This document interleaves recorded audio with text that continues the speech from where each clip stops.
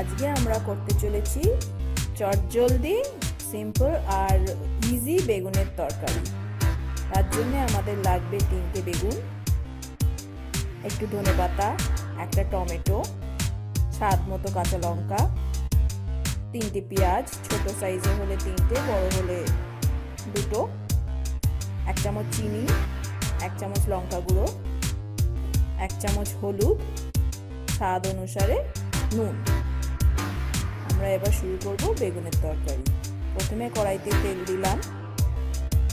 তেল একটু গরম হলে ওটাতে পেঁয়াজ দিয়ে দেব।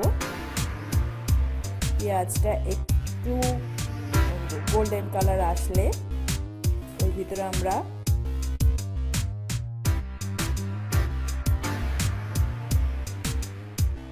টমেটো, কাঁচা লঙ্কা,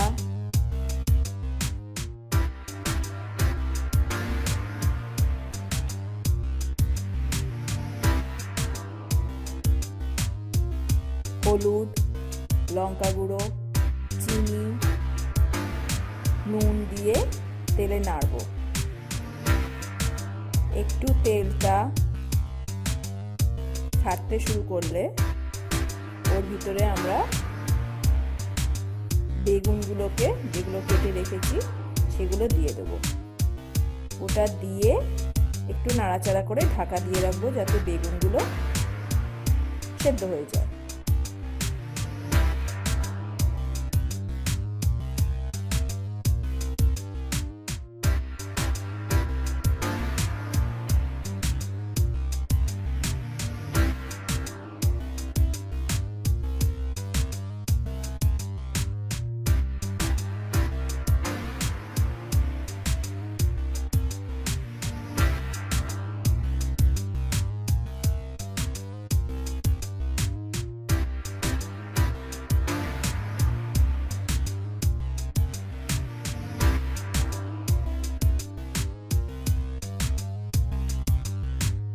এবার বেগুনগুলো সেদ্ধ হয়ে গেছে।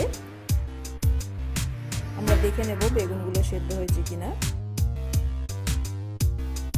যখন দেখব বেগুন সেদ্ধ হয়ে গেছে, উপরে একটু ধনেপাতা দিয়ে নাড়াচাড়া করে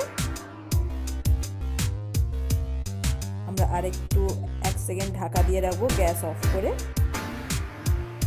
এইভাবে আমাদের বেগুনের তরকারি তৈরি। আপনারা রুটি দিয়েও খেতে পারেন, ভাত দিয়েও খেতে পারেন।